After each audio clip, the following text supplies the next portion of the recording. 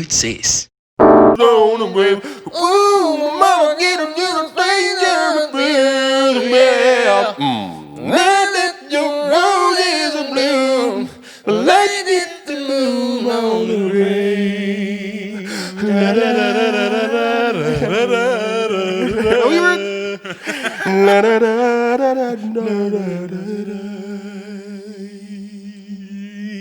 Chad White.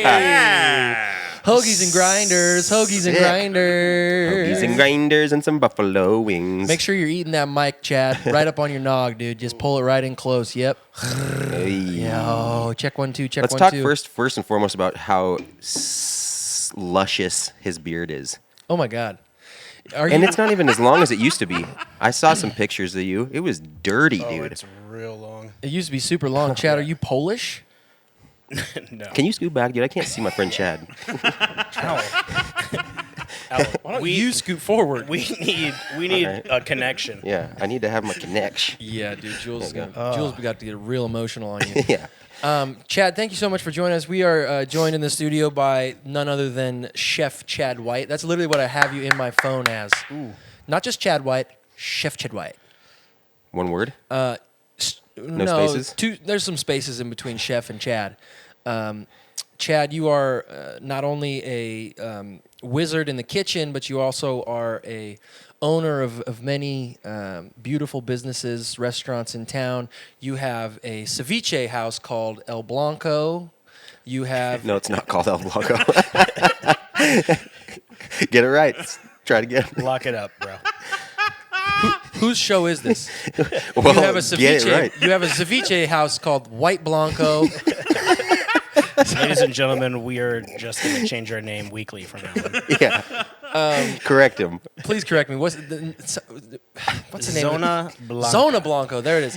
You have a ceviche house called Zona Blanco. You have a lobster roll restaurant called High Tide. You have a barbecue joint called TT's. You still have a restaurant in San Diego, am I right? Yes, Craft Pizza Company. Craft Pizza Company. How many different restaurants do you own currently, or are you involved in? I have 5 of my own, and then I do some consulting around town as well. Yeah, because you also there's a catering situation happening right now for you. Yeah, we're trying to do a little bit of here and there in people's homes, trying Yeah. to keep their cheer up and providing some good food where they can't get it at our restaurants that are closed. Right. Wow, man. So, obviously, what's the date today? Today is September Who knows, 15th. dude? Nobody knows. But we are in the thick of it. We are 6 months deep into 7. 7 months deep into COVID-19. It's more like they're 6 months deep into us. Yeah. Yeah, seriously. Good call. point. Yikes, dude. Yikes. Yeah, and they didn't even buy us breakfast either. No. Nothing. No. Obviously, no business hit harder than the service industry, restaurants.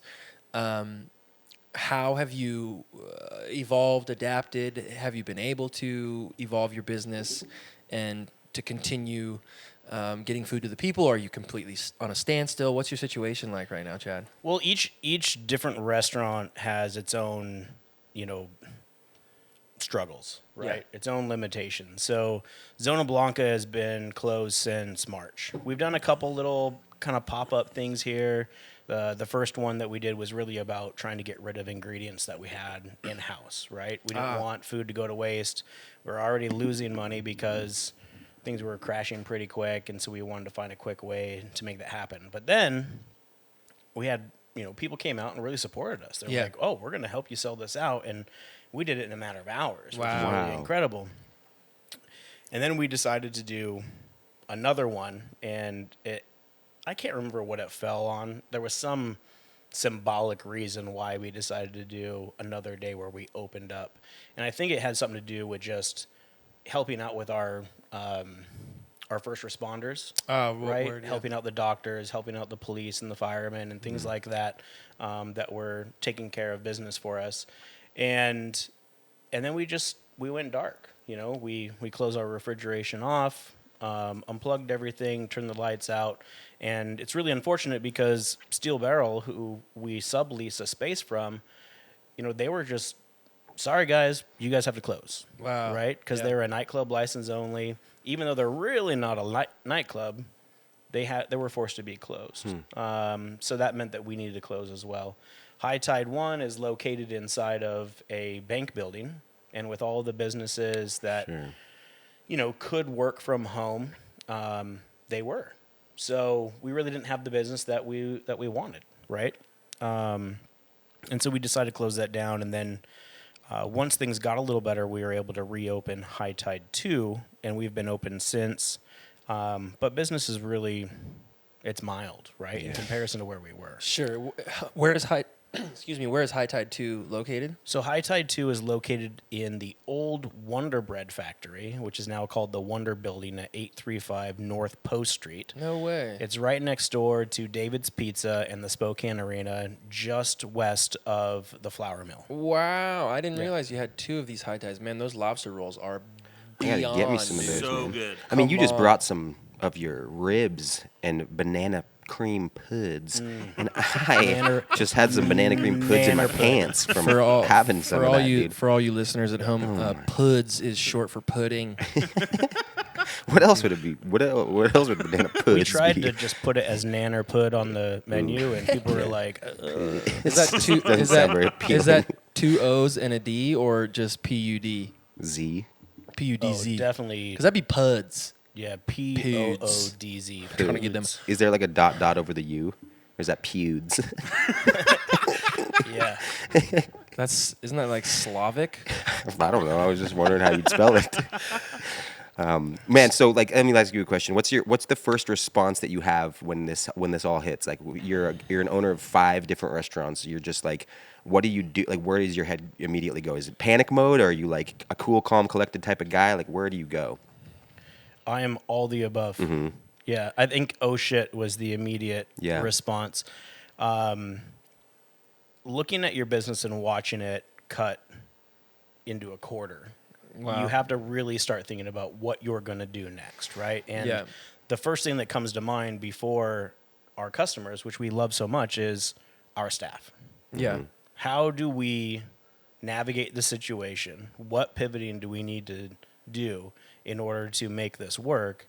And at the end of the day, we have to make a decision very, very quickly that is in support of the business so that we can retain as many people as we possibly can who are employed with us. Right. And I'll be honest, at the beginning, we were just like, we don't know what the hell we're going to do. Right. I mean, it was just really, it was confusing, right? And on top of that, we're in a scenario where our government is actually being reactionary versus proactive. So for the first 4 months, our governor was coming out with a press release or a press conference and saying, these are the new rules, but then didn't really flush out how those rules would be implemented or if businesses could actually survive underneath those requirements or mandates. And then society went, let's grab our pitchforks. We're going to go to Olympia and we're going to cause hell, right? Yeah. And then there was this, okay, that wasn't a reasonable expectation. Let's pull these things back. And so a lot of businesses that were like, oh, we got to lay everyone off.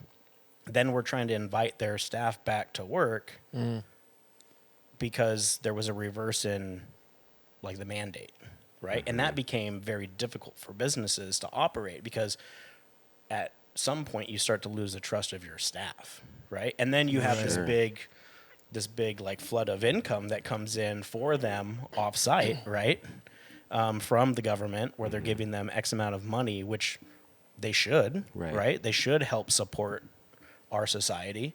But then it made it very difficult for us business owners because when we tried to invite them back, they were making more money for less effort. Right. Just by being at home. That's such a And the truth is, right, we catch-22. have 1% of our society who is going to go out and be business owners someday, right? Who are looking to the future and going, if I work hard now, I will find success later. Versus people who are opportunists and go, well, I'm just getting money to do nothing. I might as well take it. And I don't fault anybody for that situation. I'm just not that type of person. Totally. So I was really struggling with, how do we navigate this? I can't hold my staff accountable. Right. But I need to operate a business. And so we ended up working with that and going, all right, so this is the amount of team members that want to come back and help us out. How many hours can we be open underneath this amount of support. And then that's what we ended up doing. And I think our first step was we have to do online ordering tomorrow. And so we contacted You made that quick decision. with like almost overnight. Like, And do you have your own system in place? A lot of restaurants in town, I'll go like on Uber Eats and I go, why can't I find them on this? I'll pop over to DoorDash. They won't be on that. Then what happens with that delivery service system? Are there some that just take way more of a percentage? Is that why there's exclusivity to DoorDash? I mean, explain that to me. I don't know about the exclusivity thing. I absolutely refuse to be in business with those people. How? All of them. Wow. How come? Absolutely. Well, because I think that they take too much from the business itself, and then they double dip and take too much from the consumer. So I love Zips. I'm gonna say this right now, Bro, dude, let's talk about it. Love Zips is a burger place out here. But yeah? I'm Yeah, sorry, I'm not going to order Uber Eats on Zips because I know I can drive 3 minutes to pick up the order from Zips. They'll get my full amount of spending dollars, and it'll be what I expect to pay. If I do it through Uber Eats is going to take a portion of their profit or the sale. Then they're going to charge me extra on top of that, and I'm going to spend $45 for 2 double bacon cheeseburgers, a tub of fry, and a Coke. Yeah. You know how the sausage is made, so you kind of like you don't morally you can't abide by that bullshit that they're trying to do. But people like us, we're not business, we're not restaurant owners, so we don't see how that works. So we're just like, oh yeah, convenience. It's so easy. What is the dip that a DoorDash or an Uber Eats would take from the restaurant? What's the percentage? 15 to 20%. What?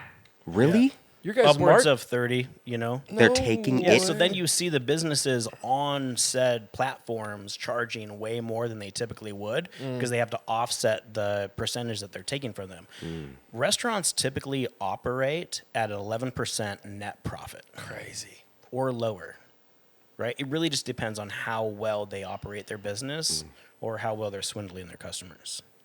Like at the end of the day. What right? is the dish? What is the most typical dish in universal restaurants in America that is like the highest profit margin? Right? So like, is it lasagna? Is it a cheeseburger? Like, it typically costs us this much to make this specific let's take item. guesses. Do you know the answer? I mean, I think I have an educated guess. What do you think? Well, my question is what item is on most menus across the board? Like, you even go to a Mexican restaurant, they're like, you can get a cheeseburger. Mm-hmm. What is that item that is on most every menu that is there because of the profit margin and also the ease of making it? Anything fried. Yeah, I was going to say like French fries. Anything fried. However, what I found in all of my businesses that I profit the most off of is pizza. Oh. That was my answer. Really? It does not take I'm like looking for the voice. Yeah. Yeah, I know the voice of God. It's Daddy Steve over there. I got Daddy. that right, Lord? Yes? Yeah. Yes. You did. It was pizza. Yeah, I mean, because so you got to think about it, right? It's not that the ingredients are super, super, super cheap. It's that you don't need to put a lot of ingredients on the pizza. Oh, yeah. Dough isn't expensive to make. There's a time process where you're going to pay in labor. But you're making dough in such a large batch that if you take how many pies you can make by how many hours it took to produce that batch of dough, then you're looking at a lower cost and a higher profit. And then you look at like all of your toppings, you're just sprinkling cheese on. You're not like dumping a bag of cheese on this, and then you're putting paper thin sliced. You've obviously cured never meats. had one of me and Julian's pizzas. Well, I guess I'm slightly offended I haven't been invited for that. Yeah. You are now, dude. You We're brought still us working those. on- You brought yeah. us those ribs, dude. I'm about to touch you. Do you have a long stick with a little hand? Yep. Social distance Little touches. garbage grabber. Yes. Of all the chain house pizzas, Papa Murphy's, Papa John's, How many papas make pizza? There's so many. Papa Doc? Papa Dot had one. All papas. Of all Pizza Pipeline, Domino's, like, what's the best one in your opinion? What's your favorite one to you're a Indulge. lover of Zips. Me too. I rocked through the other don't day. think I've had Zips. We went. I have my buddy, my Australian friend was in town, and we were my wife. My wife. Yeah. She eats like an Olympian, right? She eats like Michael Phelps. Or no, Michael Phelps eats like crazy. She eats like very. Michael Phelps probably eats pretty good, dude. It's a good reference. No, It's they fine. said I read some article. He eats like 100,000 calories a day or something bonkers like this. Oh, then bad. When he was training for the Olympics, he was eating like 6 pizzas a day. Wow. I might be making up those numbers. I don't know. Yeah, you are. Anyways, Certainly. so I kind of like if I'm gonna go to Zips, that's not a family meal, right? Because my wife, Taz gonna have some crinkle fries. She's gonna have a broccoli bite and a cup of water. yeah. Broccoli smush. So I cruised through Zips. You're a fan of Zips. Zips is a local fast food. Yes. You would consider it fast food. Yeah. It's like boutique fast food though. It's like a higher end fast food burger. Yeah, I mean, it's not cheap by any means. It's not right? cheap, but it's like In-N-Out is technically fast food, Mm-hmm. but that's like gourmet. I love In-N-Out. I'm a big In-N-Out fan. So, sorry, this is a really long-winded way to just ask you what's the best chain pizza. Oh, man. All right. When I say best, if I'm going to put trash in my body. Yeah. Come on, trash it up. If I'm going to trash it up, Little Caesars. Oh, dude, 5 hot and ready's. Oh, Yeah, son. $5 hot and ready. They got that. They got those sauces too. Yeah. Yeah, they got all those sauces. all The of garlic cream sauce and the buffalo ranch That and the garlic- yum yum yum. That garlic is incredible and does incredible things to my body. Does it? Yeah. Yes. Yeah, you should. Yeah. I used to go to Taco Bell and ask my mom, I want the nachos, Mom. They used to like give you a bag of cheese. chips and then just a cup of the nacho cheese. Yeah.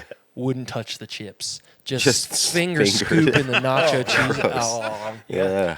whipping Yikes, it in. man. Do you ever do that with the hot and readies? I'm a dunker. Oh, you're a straight Duncan, dunk, dude. dude. Dunk. Tim Duncan. He's got class, dude. Tim Duncan over here, greatest Spur to ever So- ever live. But So you now- know it. You got facial stuff. Yes, true. You got to be careful, right? And I'm always moving and Right. going places. Yeah. So if I just this thing just gets, and it's the shortest it's been in 10 years. I saw some videos of you. Yeah, I feel like when You we had a first long met, one. you proper like Samwise. No, what was the character on Lord of the Rings with a huge Gandalf? beard? Gandalf. Well, Gandalf. Yes, you were straight pulling a Gandalf. I was there. I was a halfway ZZ Top. Wow. Which, like, okay, so let's talk about that. As a chef, growing up, my mom cooked every meal. She's just an incredible cook, awesome cook. But every once in a while, I'd catch a hair, right? I'd catch a hair in the lasagna Pubes. or the fettuccine. What's going on with that, with the beard and stuff? Lots of maintenance. Lots of clip and clips. He definitely like grooms that thing. You can tell, man. You can Got it. tell. Yeah, you do well. Oils. Do you yourself, or do you go to a barber? I go to a barber, Buck over at Porter's. Shout out to Buck. Buck is the man. The Buck stops here. All right. Anybody? Good one. But no, he does a good. he takes really good care of me. I get my hair cut once a week right now. Really? Nice, Yeah, dude. because I don't have time to do stuff. Yeah. I You bet. are a busy man. Yeah, I wanted to ask you about that, Chad. You're a pretty young guy, and you're a business owner of several businesses, and I'm interested in how you developed that work ethic for yourself. And I understand from indulging in your life story a bit last night that you started young and like kind of having a reaction to 9/11 and a frustration with all that stuff. You kind of like decided to go enlist. Yeah. And talk about that. Where did you like learn how to get to where you're at? Well, Julian, it actually started a bit before that. Okay. So my family, my stepfather, who just passed away like 4 months ago or I'm less. sorry to hear that, man. Bless his heart. His family owned a dairy farm in Ching, Addy, Washington. Oh shit! I forgot Yeah. about this. And my aunt was Alan's teacher. Oh, whoa. Yeah, dude, we connect. This is the weirdest thing. Continue, because then I'll go on a caveat later, or else I'll just talk in circles. So I spent, instead of hanging out with other kids in the neighborhood during summer from, I'd say, the age of 10 until I was 17, I spent all of my summers on a dairy farm, milking cows, hooking up irrigation pipe, baling hay, Oh, all wow. that. So I learned work ethic from a really young age. Liked it, hated it. I think there was in the first year was like, oh, this is the coolest thing ever. I get to like Sure. ride around on tractors and I Yeah. get to pet cows and And it became all a that job. stuff. And then it did become a job. And I think as I got a little bit older, I really wanted to just hang out with my homies. But I'm so glad I didn't. Right? Wow, Like, I cool. mean, Yeah, I miss yeah, them. Like, yeah, they totally. were great. But, like, what it's done for my career, you can't replace that. Right? Mm-hmm. Like, I get up every day, and I don't care how much I bleed. This is passion. I'm so excited to do what I Yeah. do every single day. And some days suck, and some days are great.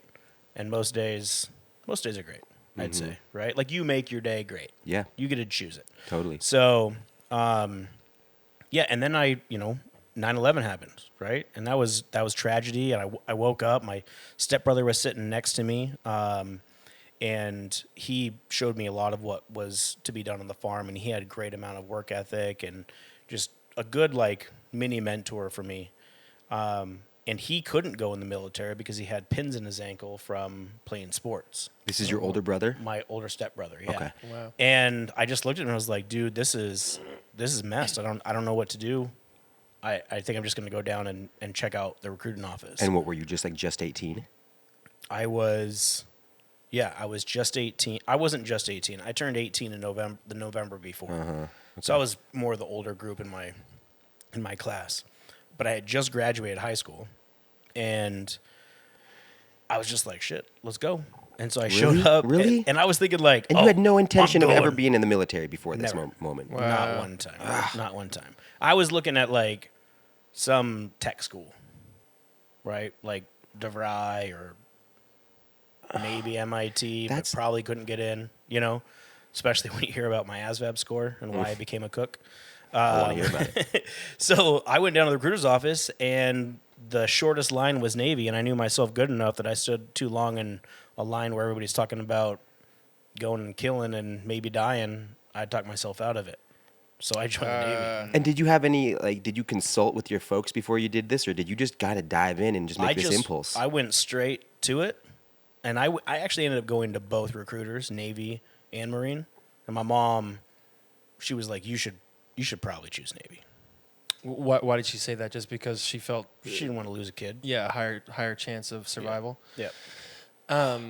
So you get in the Navy, and through the Navy, you somehow find your way into the kitchen. Yeah. Yeah. The job that I was, so you take an ASVAB. What's right? an ASVAB? ASVAB is like ASVAB. this test that you take typically in junior high, right? And there's two different like tests you can do, an ASVAB, and then you have the SAT that gets you into college, right? And I believe some different schools or whatever will take either, but it's kind of like an aptitude test, right? They ask really ridiculous questions like, Sally went here and took 3 eggs, and then she ran across 6 more and grabbed those, but then she lost 3, and Yeah. then Sally got herself an omelet. That's what's up. Yeah. I'm saying? yeah, but she I'm forgot lost. the broccoli. Yeah, right. So it's just like, yeah, and I was lost, right? I'm just not that kind of a thinker. Right. Me neither. I get And you. so I didn't get into nuclear engineering, Yep. clearly. The only job I qualified for that had a technical school attached to it was to be a quote-unquote mess specialist, which is half cook, half barracks manager.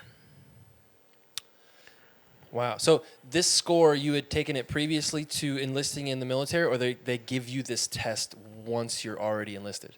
This is where things get great, so you'll understand my education level. I took the test before enlisting. They looked at that and they went, "This ain't gonna work." Look, we're obviously proving here that academia is not that important. We got 4 people in here that are doing some pretty cool shit that Yeah. has nothing to do with their GPAs. No, So exactly. yeah, You'll kids. be good at academics when you want to be good at them. Yeah, sure. Like at the end of the day, Totally, for right? sure. When you find something you enjoy. I graduated high school with a 3.4, but that was when I was living on my own at that point. Why? I decided to move out. In high school? Yeah, it's like all of us. We think our parents are That's dumb. that work ethic, Truth man. You is, had they're you had a not. job and you could afford that. Yeah. So I could afford just a I sack moved of out. weed. Right. I don't know if I could It was afford dirt that. weed at that. Yeah. Yeah. That- I was actually stealing it off my dad's counter. remember when you had to like go meet somebody by a tree behind a fence? Oh my Yeah. God, dude! Yeah. I You was know what I thinking mean? about that recently. Yeah. Now you just walk in and they're like, "Hey, what flavor would you Yeah. like? We've got What strain would you like? We got tangleberry." You know Yeah. what I mean? They're like, "What's tangleberry?" Yeah. Would you like an indica or a sativa? Would you like this? It's just like I'm And trying to get high. everybody is high AF in those stores, man. Oh yeah. It's like this is the greatest evolution of American society. Mm. It's If just I like- worked in one of those stores, I'd have to be high too. Right? Oh, yeah. Like I Yeah. could talk way more pot if I was Yeah. high. I mean, why not? yeah. Why not? You know. what I don't understand is how there aren't munchie sections of these Washington weed shops. Right? There's no Ritz Bits. There's no fucking Charleston Chews. Like if I owned a pot shop, I would own Dippin' Dots. I would own an eighth. When was the last time Pot- you had an Annabelle candy?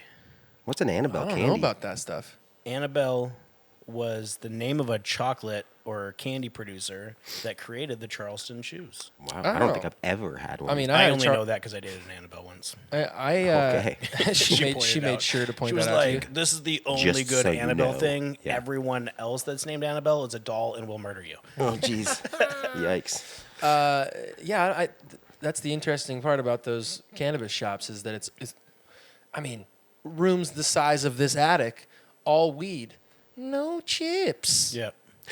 So you were living by yourself. I was living by myself. Mm-hmm. I was living with 2 roommates. One was a chef. Interesting. The other Mm-hmm. Picking up one some was skills? my best friend from high school. And it was now my responsibility to get better grades. Well, let's just say it was my responsibility to graduate, and I wasn't heading in that direction by any means. Oh, wow, Were you okay. getting into some stuff at all, or were you just wasn't- kind of just no. not caring? I just sucked Uh-huh. at school. Same. School was not important. There was a couple important things. No, there was one. It What was girls. that? Girls. Yeah. Girls. Yeah. Yeah, and he was Yeah. up to his neck in Charleston Chews. Yeah. Yeah, Yeah. lots of Charleston shoes. Yeah. And so yeah, no, I once I realized that it was all up to me, I took summer school and I graduated with a good GPA. Good for you, man. But back to the aptitude test, I sucked. Even when I took it the second time, didn't do well.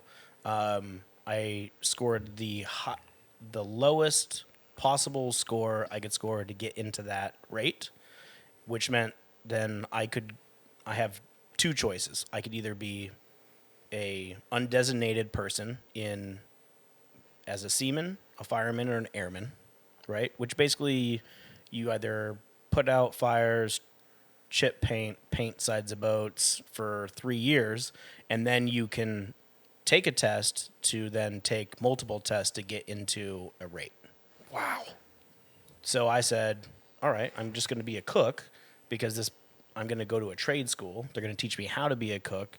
And then in 2 years, I could be a petty officer and make a lot better money. And what was your interest in like being a cook at that time? Was it just kind of the default idea, just like Zero. none? You had none. None. Goose egg. Wow. I mean, listen, I cooked. When I say cook, I'll say that loosely. Chimichangas I made from Costco. omelets. Yeah. Pretty good, and all the girls that I was dating loved the orange Julius's I learned how to make in home ec. Oh, I remember making. Why did they teach us how to make orange juice? Good thing they did. Well, 'Cause they they're should delicious. still. I know. God, orange Julius's are good. You know what? If our school system taught about making orange Julius's again, we'd have a lot less problems. I think you're probably I'm right. with you, man. I'll vote for you. When you Yeah. running? Yeah. So you Nope. get into the Navy. You test about as well as both Julian and I. And your options are cook or painter. Mm-hmm.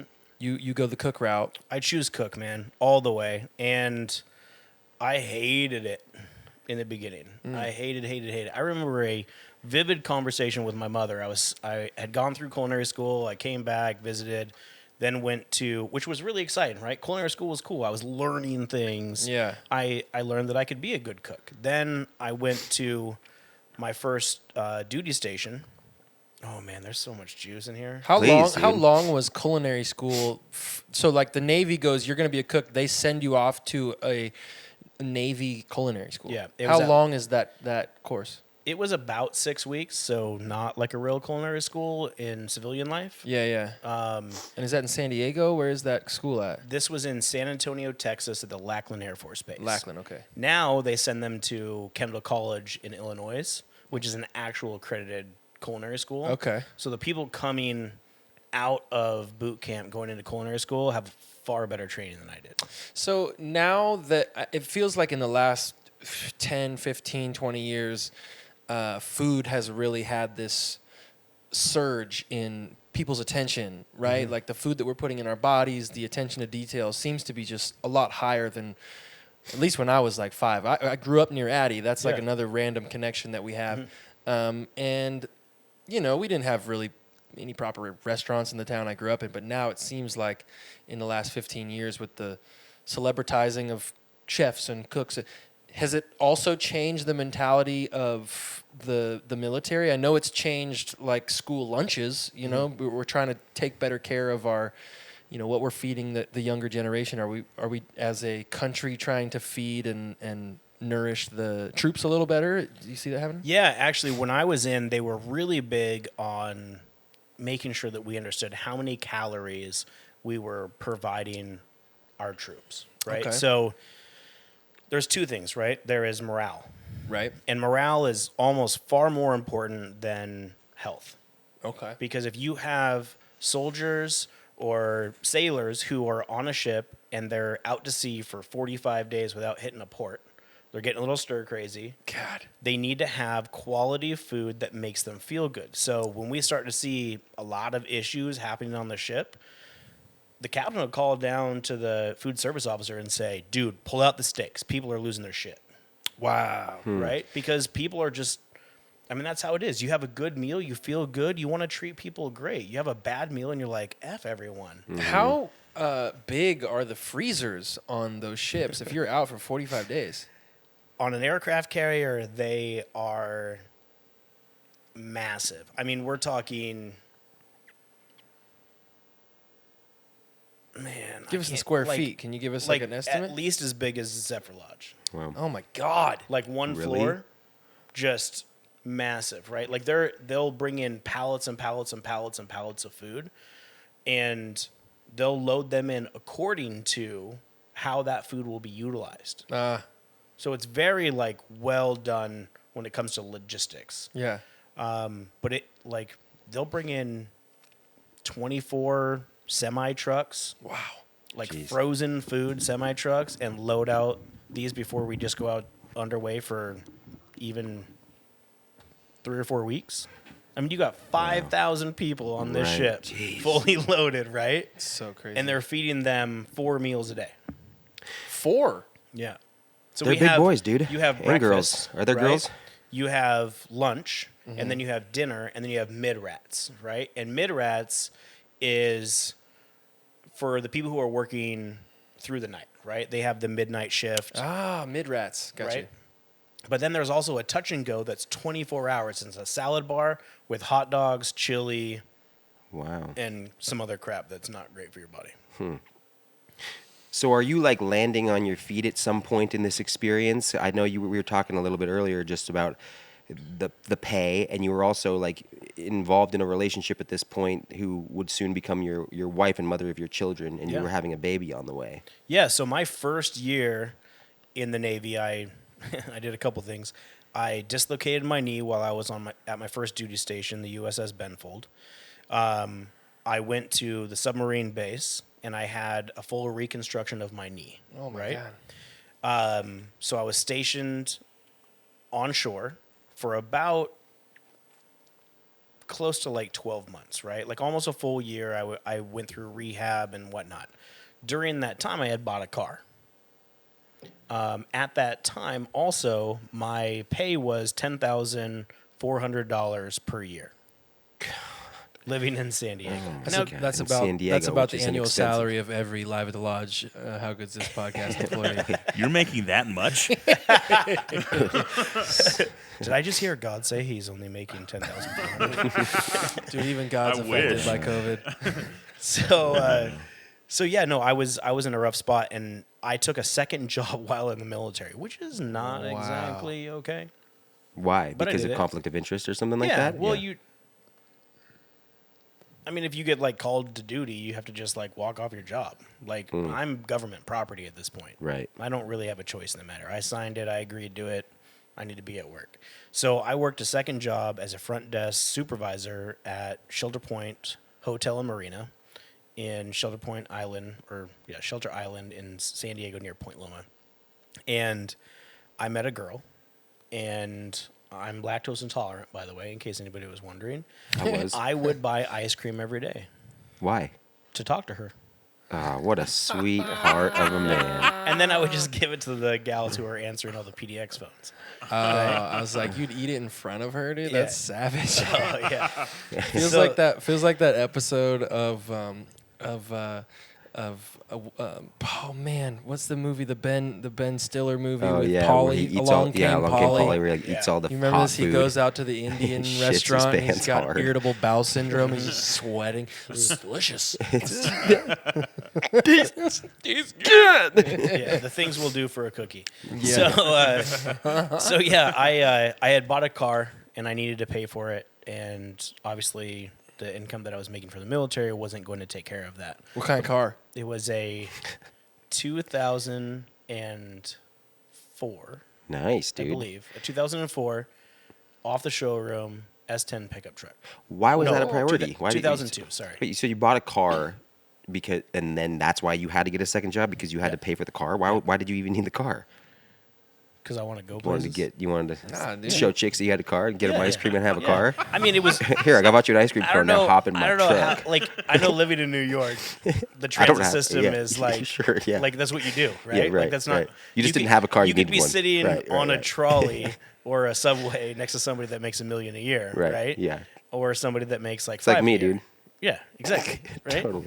So I just wanted to be able to go places. You know, sure. I was stuck on the submarine base, which is at the very end of Point Loma. So I'm like on an island. It sucked. And I needed to get, whatever. You're trying to diversify your opportunities. Yeah. Yeah, and just he see. wanted a dope truck. Yeah, I get it. Yeah. Cool. It was real dope. It was a single cab S10 pickup. Yeah. You were hot Yeah. stuff. Fire. Yeah, it was brand new. It was like 15 grand. How It many? was outside of your means. How many disc? How many disc changer do you have in that old S10? Ooh, 4. Hey. I don't even understand why 4. Why not 6? Yeah, I don't know. exactly. But Where do they go? later on, that was repoed. Nice. I had a car repo too, dude. Nice. yeah. That's our I was- education. I was- That's our right? education. My Jeep got repo too. Yeah. Jeep Grand Cherokee. 4 o'clock in the morning. Your boom, life boom, has boom. never been so low as to having No, to it ha- drive a it's been- Jeep it's Grand been- Cherokee it's and been then lower. having to give it away. Yeah. I've had some less rock bottoms than that one. Okay, so you Go ahead. get an S10 pickup. You meet a lady. Mm-hmm. You eat a gallon of ice cream for her a day. What happens? Bring us back to You're the making 10 for nothing. Yeah, bring us And- back to the cooking situation. So when did it take off? Like while you're cooking in the Navy, was there a moment? Was there a like when did it change? When did that? Well, it's funny you asked that, Al. Yeah, I'm curious. No, I was actually. It was funny. I was on the, and it happened before I bought the truck. But I was having a conversation with my mother, and I was telling her how much I hated the Navy. How long have you been in? A year. Telling her it just this sucks. We're not even really cooking the food that we are trained to cook in culinary school. I'm legit taking things out of foil boxes, putting it in the oven, and then reheating it. And you It's were already also just done. stationed like right outside your house. Yeah. Yeah. So Yeah, you I weren't was really, living you on weren't really base. like far away or Yeah. anything. You weren't. Well, I was living on that boat. Okay. Yeah, So yeah, there was no like my daily commute was up 2 ladder wells and down a P-way like 60 feet. when you got into the military, did you have a feeling or an inkling that like yeah I'm gonna see the world and I'm gonna see some action, and then you just stayed in San Diego? Yeah, it was really boring. So I'm on the forecastle, right, which is the front of the ship, I'm having a conversation with my mom, and I said, I think I'm done, right? This isn't for me. And she's like, do you read anything? Like that contract you signed with the Navy, how you like can't just go Right. somewhere. Like, do you want to be breaking up Big Rocks into Little Rocks and Leavenworth? Like, you need to figure the situation out, right? And I was like, yeah, you know, and I'm still in that mode of like, my mom doesn't know anything that she's talking about. Sure, right. So she said something that was really remarkable, and actually, it changed my way of thinking. She said, Chad, what do you put food on? I said, you know, Mom, I don't know, like a white round plate. She goes, think of that as a canvas. You've been an artist your entire life. You've drawn, you've painted, whatever. Paint on that white plate with food. I was like, but they won't let me change the recipes. Do it on your off time. You can invest in your career outside of your career. It's a good mom. And I was just like, whoa. And then she followed through, that's a smart mom. Totally. Because she knew I wasn't going to take any of that advice. Yeah. And she started sending me cookbooks with lots of pretty pictures, because that's all I needed. Ah, so cool. And so I started making these recipes, so on and so forth. I got my rehabilitation from the knee surgery, went back out to sea, started cooking on an aircraft carrier, worked my way up from general mess to the wardroom, cooking for officers, then cooking for a captain. Wow, and then I was cool. able to cook the food I wanted to cook. You were. Yeah. They gave you some creative control. What with is all the that. what is the difference between cooking for? So you went from cooking for 5,000 people to cooking for just the officers, which I would imagine is what 100 guys, It's under 250. under 250, and then you start cooking for a captain, which is how many captains are there on a naval ship? One. Who knows? Okay, so there's got to be a difference when it comes to cooking as how many people you're cooking for, like the quantity. Yeah. What's the primo number of people that Chad White would cook for in a night to make the best meal possible? Is it 1? Is it 10? Is it 50? What's 10. that? 10. 10's the number. Yeah. 10 Oh, is wow. awesome. That's so cool. 10 is so awesome. I love getting invited to cook at people's homes where I'm only cooking for 10 people. Because, like, Noted. cooking for one person, there's going to be leftovers. Right? Right. And not every, like, I don't know, you're just, like, kind of, like, put in this box. I cooked for 2 captains. One was all about BLTs, and that's all he wanted. And the other guy was like, I want you to go out into Sasebo, Japan, and I want you to go to a farmer's God, that's so market, cool. and I want you to pick the coolest stuff, and then you're going to cook for some foreign dignitaries and me.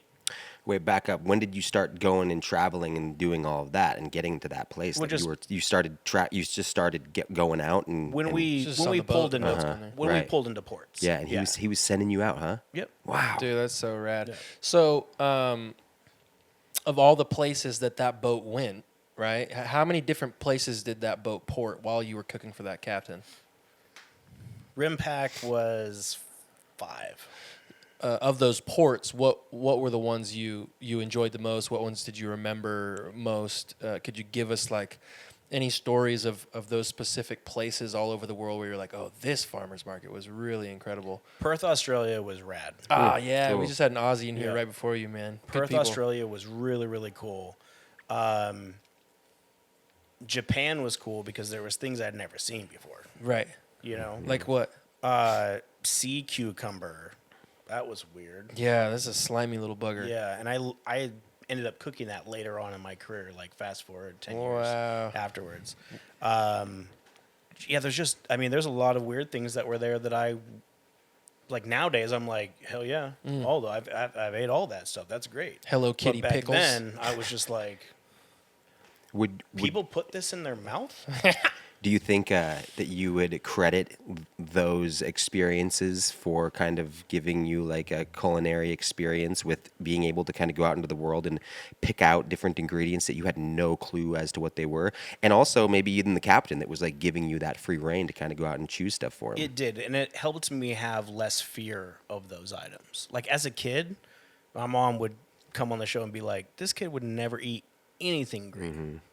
If it was an onion or green, not coming in his mouth. Yeah. He would cry. Yeah.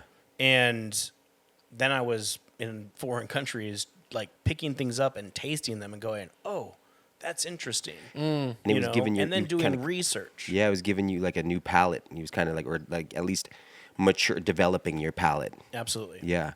It was a lot of fun.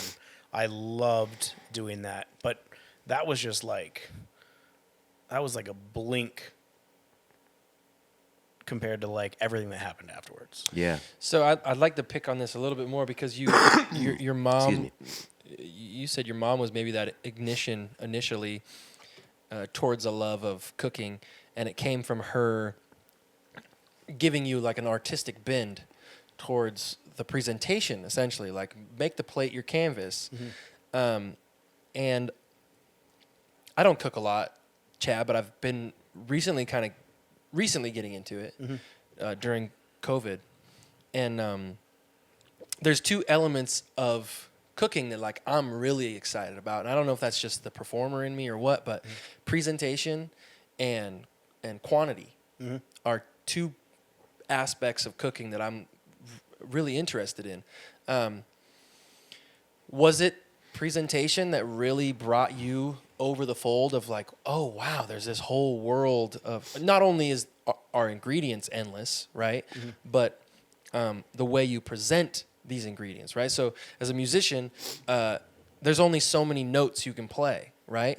But you can present those notes connected with the artistry of the way you dress or the way you sing or the way you sound in endless ways. And I feel like maybe ingredients and cooking and presentation are in those same ways. Was that really the catalyst that got you excited about cooking, you would say? And how do you continue to develop those tools?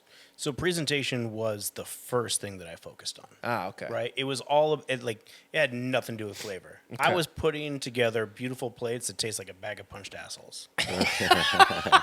Nice. Which, wow, yeah, full bag. I can't even Yeah. do that, so Yeah. you're beating me there. But that was the thing, is my mom, the way that she had explained it to me was like, don't think about how good this is going to taste. You need to just like do what you know best, make beautiful plates, and then start making it taste good. Right? She was just trying to find something that occupied my like negativity. Right? And I think that was really smart, right? I wouldn't have figured that out on my own. And so that's exactly what I did. I was really like looking at it from an artistic standpoint first. And then as I grew in my career, everything was flavor. It didn't matter how it looked, right? Ah. And then eventually both those two worlds collided and I was making beautiful, tasty food. And you had landed there in your passion at this point for food by the time that you had kind of exited from the military, which was a 4-year Yeah, term? I was there from 2002 until 2006. And where'd you go from there? You were like, all right, cooking is the thing. Like I'm in. I'm going for it. You didn't just go like open up restaurants. You were still a pretty young kid. Like what was your next move? So my next move, I did an externship at the Hotel del Coronado in San Diego while I was in the military. And within 3 days, the executive chef offered me a position. Wow, man. Because I was just way more passionate, right? A lot of the cooks or chefs that went with me on that externship, we were all like E4 and above, right? And E4 is a petty officer, right? So you're a supervisor essentially in the military. I did my 8 hours, and then the Hotel Del was like, all right, you can go ahead and go home for the day. And I'm like, what? You didn't want to. Like, I go home. I'm here to learn. Right. And my shifts in the Navy are 14 to 16 hours minimum. Why go home? Where's my next 8 hours? Let's go. Was that because of an aspiration to just like get to where you knew you were going to wind up going, which is here at this point with all these businesses? Or was it just like a genuine interest to learn because you were just so fascinated by the whole process of it all? I really, at that point, I wanted to be a chef. And I would do whatever it took. And you had kid or kids at this point, so you were like trying to put food on the table as well. So you Yeah, were like, my I got to get my youngest- shit together. My oldest was born at that point. Okay. When did you have your first kid? How old were you? I was 24. 24. Wow. Do you feel like that? Obviously, you were given or maybe you developed a proper work ethic as a youngster. But I had Rudy, my son, later in life. I mean, I guess later, 32 was when we had Rudy. And I have friends who had kids really early. And it seems to be that there was some sort of efficacy in their development towards providing for somebody else, like taking the focus off themselves and providing for another human being that added to this like drive and desire. Do you think about that ever? Is that did you notice that in your own parenting? I think for me, it was like I just didn't have a choice. Right. You know, I wasn't ready to have a kid. I wanted a kid. Yeah. I loved the idea of having a family. I was excited about that. But if I was to like go back in time, just because of what I want to be able to provide for my daughters and be able to have the time to spend with them, I absolutely wish I would have waited. Right. I'm stoked now that my daughters are 13 and 15 years old, and Must I'm be only cool. 37. Yeah, that's right. crazy. Like I think that's cool because they're teaching me things that's Oh, I going on bet. in the world. Yeah. But we can relate. We're not too far apart in our age groups. Mm-hmm. I mean, I have people on my staff that are my oldest daughter's age. Right. Wow. So like I work with those people every day, and I find Interesting. their perspective very interesting, and it has allowed me to be, I think, a better parent currently for them. But I also look back at like the struggles that we had that were just unnecessary. And I think that I was just in a rush for everything. I was in a rush to be the executive chef. I was in a rush to be a parent. I was in a rush to get married.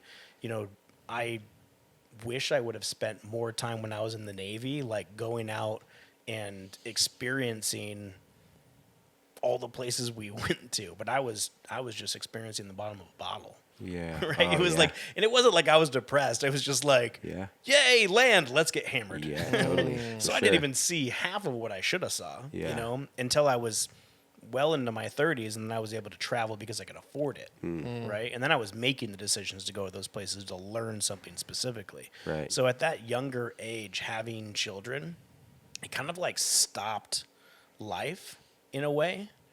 But what was good, I think in retrospect, having that stop life for me in that area allowed me to not fall into like really bad temptations that was happening around me in my industry. So instead of me going out and drinking every night at the bar when I Right. got off work at the restaurants, Which is I easy was to going do. home to take care of my kids. Right. Right. And it kept me out of a lot of trouble. I bet. How, this is like and this might be too forward of me, but uppers in the service industry, like they have to be huge. Yep. Absolutely. Our industry specifically has probably the highest rate of drug and alcohol abuse as well as domestic abuse. Domestic abuse. Wow. Well, you got to think when people are Yeah, when they're hurting, just- yeah. right? When a dog is scared, that's usually when the dog bites, Right. right? So people who are poor, hurting, and scared are often going to make the worst decisions of their lives, right? And that may come from years of experience of bring up, right? Where somebody has no opportunity other than to work in the service industry because they don't have an education and they've been born into drug and alcohol abuse or domestic abuse, or they rebelled from their families or didn't feel like they had a place where that they could share a common ground with anyone else except for in that like school of the hard knocks attitude. And that's our industry. A lot of people in our industry really are plagued with those kinds of issues. And so cocaine, anything that'll get your mind off of work, Yeah. right? Drinking, Right, but it seems like high-end drugs, like it seems like weed and and heroin would just not work well with the rigor of cooking 400 dishes a night. No. It seems like you would need to just pop, pop, pop, pop, pop, pop. I mean, I'll go into a restaurant, and I have a couple questions for you, Chad, that I've been storing up in my old dome pipe here. I'll go into a restaurant, and I'll go, wow, man, what a cool menu, man. This must be so fun for the chef to make. And then I think about how long the restaurant is open, right? It's open. You know, if it's a really nice restaurant, they might have a lunch and a dinner, right? I mean, some places have a breakfast, lunch, and a dinner menu. And, you know, for me, when I go and I play a song and I debut a song, it's so fun to play that song initially, like the first 100th time I play it. But man, I got tunes. I have this one song called "Unaware" that I've sang easily 5,000 times. Yeah. And there's this fucking note at the end of it that like I just am compelled to sing every time. After you've made 4,000 cheeseburgers, like how do you like ingest new inspiration into that cheeseburger? After you've made it 300 times in the same day, is there some, like you personally, is there some sort of practice that you do in order to like continue to maintain, to put love into each one of those meals? I wouldn't say that there's a specific practice, right? I mean, the biggest thing is that consistency is everything. In maybe music, a live show, I think a lot of people would like to see something different. Like when you go off on a riff, right? Or you start playing with how you're singing that song and you're hitting your high notes, but then you're taking it in a different direction that people have seen. Like that's like freaking crazy exciting for people like me, right? Cool. Like I'm like, yes, he's never done that before. That's rad, right? But when you're dealing with people's food and they expect they're going to get that lobster roll Right. exactly the way it is every time, that's not acceptable whatsoever. So it does get a bit mundane. And I build my recipes out to where it's not hard to hit that note every single time. Gotcha. It's hard to not hit that note every single time. Interesting. I eliminate all of the reasons for that thing to be changed. Gotcha. Take some notes, dude. You don't I'm have to sing, about you don't have to sing that high to do note it. anymore. Every time I get in this, well, not every time, but man, there was at least the last 3 records I put out with, I'd get in the studio and I'd just be like, I'm gonna sing as fucking high as I can. And then I'd go out on the road and I'd tour those records and I'd be like, why did I sing it this high in the studio? I can't do this over and over and over and over and over again. And now when I've been in the studio, I'm just like, okay, I'm just gonna do it down here and see, you know. That's clever. You have a bunch of different restaurants. You have a lobster roll restaurant. You have a ceviche restaurant. You have a barbecue restaurant, pizza. You're obviously versed in a bunch of different culinary disciplines. What's your favorite? Is there a favorite? Do you have a specific like area of the world where like that's the food? Mexico, cool. And you have a restaurant in Mexico too, or do you no longer have that? I restaurant? used to 'Cause that was have the one. first one you had, right? That was my 3rd restaurant. Oh wow. Yeah. But it was by far my favorite one to cook at. It was Mexican food as well. It was. Yeah, in Tijuana. In Tijuana, right on Revolution. Wow. Bro, I just did the other night. We had a couple friends over, and I did some carnitas in the crock pot Yep. for 14 hours with Mexican Coca-Cola. Ooh. Have you done this recipe before? I have not done Mexican Coke with carnitas. Bro, I would love to do this for you. was good. It was Let's pretty do banging. it. I was very proud of it. So what Do you have about an Mexico? Do you have an Instant Pot? Yeah. Because you could have done that in 2. Oh, maybe not an Instapot. I have a crock pot. I did it in the crock pot. Okay. You still could have done it in 2, is what Chad's saying. Here. You'll have to teach me that I'm trick. gonna bring you over an Instant Pot. Oh yeah, anything instant, dude. Instant satisfaction is my favorite type of satisfaction. Why Mexican? All right, so my ex-wife is from Coyuca Benitez in Guerrero, Mexico. So just northeast of Acapulco. Okay. And her family really, I mean, she and her mother are the only one that speak English in her family. Wow. So all of my experience with their family was like very connected to their roots. And I absolutely fell in love and became obsessed with their culture, from their hospitality to their flavors. And then I started traveling around different parts of Mexico with these different chefs, right? Some were like nomadic chefs that only cooked by fire, and they were fishermen and hunters. Wow. And then the other ones were like high-end luxury celebrity chefs, you know, like Enrique Olvera. I mean, this guy is insane, and I've had the opportunity to cook next to him. And just the way they think about food, but also like dig really deep into their culture. Not even just like the good culture, but the bad culture and where things came from. Like Mexican food has so many worldly influences in it that people have no idea. I think Mexican food probably has the most flavors out of any cultural food presence anywhere in the world. Wow. And it just blew my mind. If you would have told me when I was 12 years old that I would be eating bugs at 30 years old and like actively searching out the bugs to eat because they're delicious, I would have told you you're an idiot. There's no way. Which bugs land on the Michelin list? Crickets. Maguey worms. Maggots? So these are worms that come from the agave plant. Oh. And Also Chinita tequila. ants. Tequila comes from the agave plant. Just a little caveat there for you, Steve.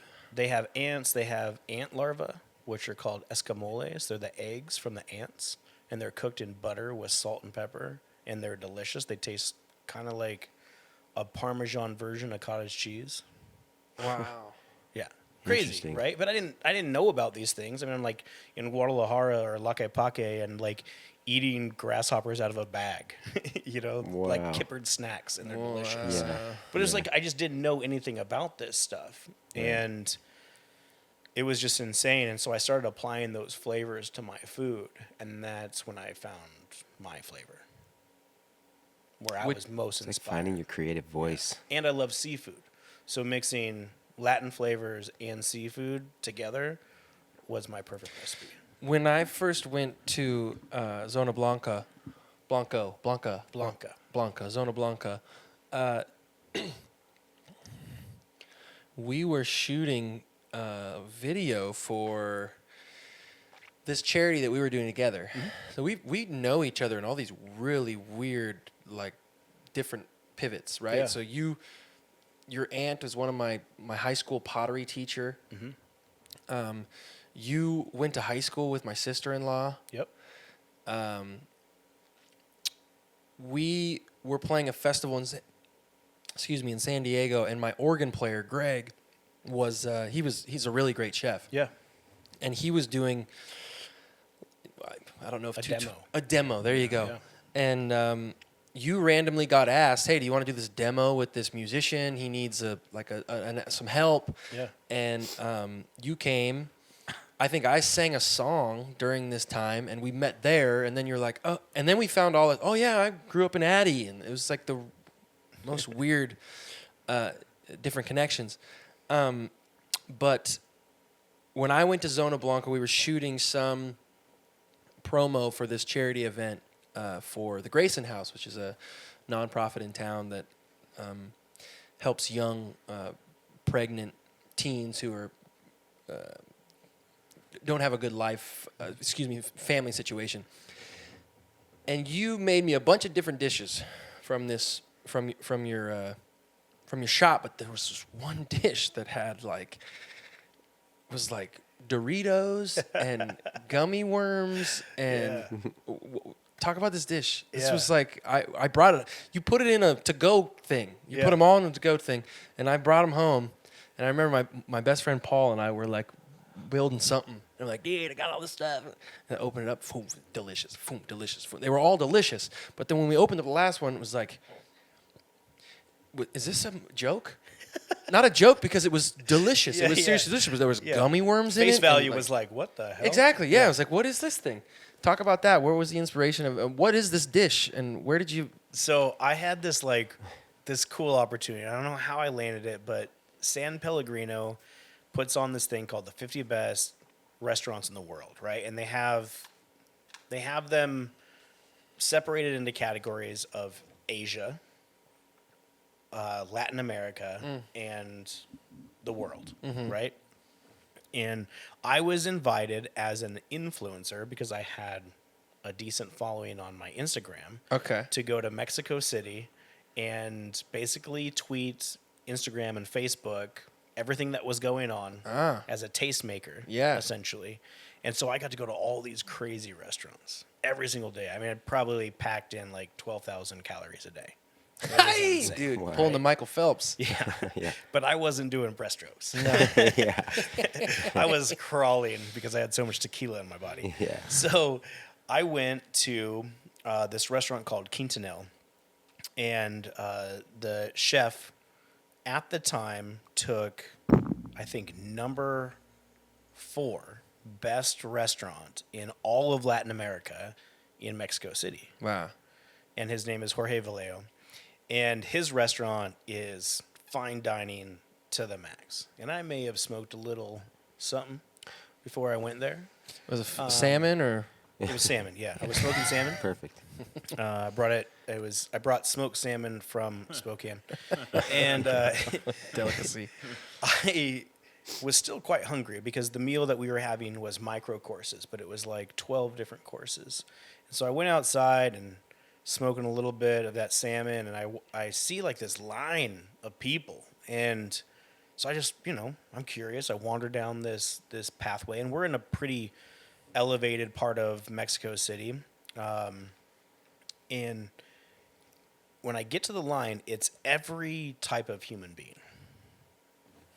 from grandma, kids, businessmen in suits, hipster people, everything, right? Hipster people. They're a weird class. Yeah, sorry to single you out, guys. So I see this line. I'm like, well, I got to stand in this line and get whatever they're eating. Like, this is crazy. Like, every single type of human being likes this food. What is it? And it was Dory Locos. And Dory Locos is Doritos chips, Doritos nacho cheese chips.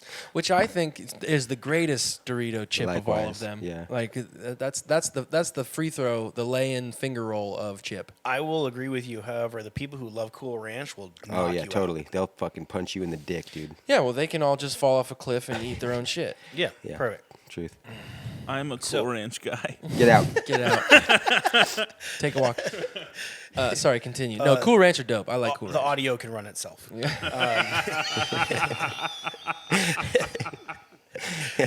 No more camera shots on you, Chad. Singer, dude.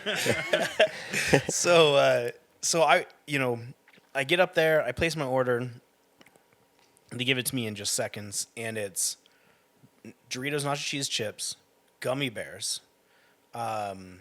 pickled pigskin, japones cacahuates, which is Japanese style candied peanuts, cucumber, some sort of like tahini and chamoy mixture, and then herbs and chilies. And it was everything that my mouth understood as flavors and more. So sweet, That is insane. salty, spicy, sour, and then that magical dust that makes everything taste delicious. Chip Yeah, dust. chippy dust, baby. You know what Nacho chippy cheesy dust is, dust. Chippy right? dust. Chippy dust. That has MSG in it. Yep. Monosodium glutamate. That's it. That's that stuff on like Tim Cascade jalapeno chips that even though when your mouth is on fire, you have to reach for that next chip. You have to reach for that next bag. Fair enough. Yeah. Fair enough. What? So that's after that Spokane smoked salmon. Yeah. Do you think that like when whoever the brilliant human that came up with this dish, do you think they potentially also had some smoked salmon, and they were just like, man, what do I got in the fridge? There is a good chance. And they just took every single piece of leftover thing. They had like just enough of the Doritos in the bag. They're like, well, I can't eat. I got to mix this with something. A couple leftover pickles. They just all throw it into a salad bowl and just whip it up, and there you have a brilliant concoction. Cheech and Chong probably invented that. How much of cooking is that? Like, how much of cooking is taking a nice rolled up batch of smoked salmon and going like, what's the craziest thing I can think of right now? I think some of the best recipes that were ever created were created around smoked salmon in somebody's apartment. I have some questions. Okay, give me the top. Give me the. What do you think? Because I think grilled cheese tomato soup, dude. That's like my. If I was locked away, and I was gonna die, that would be my. All right, so here's the thing, right? I'm doing a dinner tonight for this birthday, right? And the other night, after plenty of smoked salmon, I had leftovers from a party that I had catered that day, and it was smoked tuna. It was raw tuna, and then this salsa that I made with peanuts, chili oil, chili, citric acid, fish sauce, cilantro, right? So I took these tostadas that we grilled up on our grill. I smeared some mayo on it because fat's where it's at. And then I added both the smoked tuna and the raw tuna, and then put the peanut sauce on it. And then I ate it, and I said, "This is what we're serving at our next deal." Yeah. Let me ask you this. I would also be remiss if we didn't talk about your stint or however long, your longevity, your experience on Top Chef. And I wonder if you actually had kind of developed some of these skills on that show, because they kind of throw you into this fire where they're just like, all right, here's pumpkin seed, squid ink, and ketchup. Go make a beef and bean burrito. Squid ink. You know, Dude, like that was good. what do you That like? sounds like you could create a version of like the legit Chinese ketchup that was first invented before Heinz. Well, you're the perfect person to say that, because you just took what I just said and you were like, oh, well, I probably could make something real nice out of that. Yeah. Do you feel like that was an interesting experience? You had already created a few restaurants at this point beforehand. You were an executive chef. You had kind of done the thing, and then I've talked to Alan before a couple times, and I'm sure they're different, but like this idea of like these reality shows that kind of elevate you in the place that you're at, like as a singer, singing shows, or as like America's Top Model, or these Top Chef, Master Chef, whatever shows there are. What was the interest for you to get into that when you already had restaurants that were open, and were they the places that you kind of started to kind of be like, this is where I can get really inventive, this is where I'm developing these skills, or did you already have those? I believe I already had them. You kind of have to, I imagine. I'll tell you the good, bad, and ugly. Right. So, number one, myself going on Top Chef was my publicist dream. You had a publicist at this point? Yeah, it wasn't so much my dream. Okay. And at the same time, I had a restaurant that was financially struggling in a place where it shouldn't have been financially struggling, but I didn't understand the economics of the location that I was in and the clients that were showing up to that location. I thought being at the gates of Petco Park, I could do high-end Mexican food and it would crush. Right. And the truth is they were looking for a ballpark dog. And they assumed Mexican food would be a $5 1-pound burrito. And I was buying high-end ingredients and using Mexican flavors. But I dubbed it as Mexican food instead of farm fresh food with Latin influence. And so people were they're like, oh, well, how is he charging this much for carne asada? But it didn't matter that I was buying grass-fed beef from a farm that the most expensive restaurant in the city was buying grass-fed beef farm. Right. Grass-fed farm beef, right?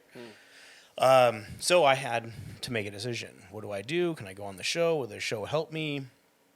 My publicist thought it was the best next move for me because I've been on a couple shows. I was on Bizarre Foods, where I served sea urchin ice cream and swordfish bone marrow, and I know you want to talk about that. I do want to talk about that. But then getting on the show, at the same time, it was like, that's kind of like the pinnacle move for a chef. If you can go on the show and you can win, you could pretty much do whatever the heck you want to do. Is that true? In this industry. Yeah, absolutely. Okay. I mean, if you play your cards right and you perform well and you're a good personality and so on and so forth, you're going to do great. And I think that Top Chef has absolutely provided me opportunities that I wouldn't have had I not gone on the show, right? But I think, Al, you would agree, reality TV isn't exactly reality, right? I mean, there's some areas of it that's absolutely reality, and they catch those wonderful moments, but they like to catch the ones where you shit the bed most. Sure. Because that makes great TV. Yeah.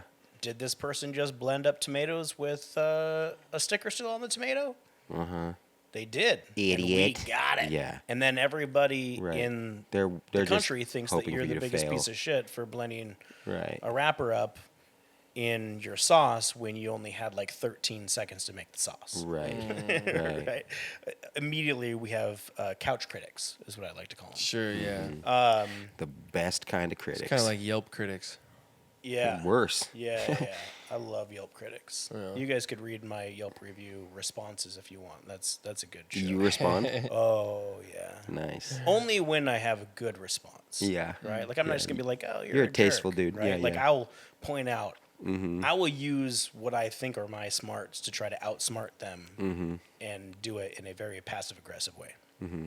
Yeah. That's funny. I've actually stopped it, though. I do not respond to reviews anymore. I don't even read them. I was gonna say you shouldn't read them. Yeah. We have about 75% negative reviews of this podcast, and I don't read any of them.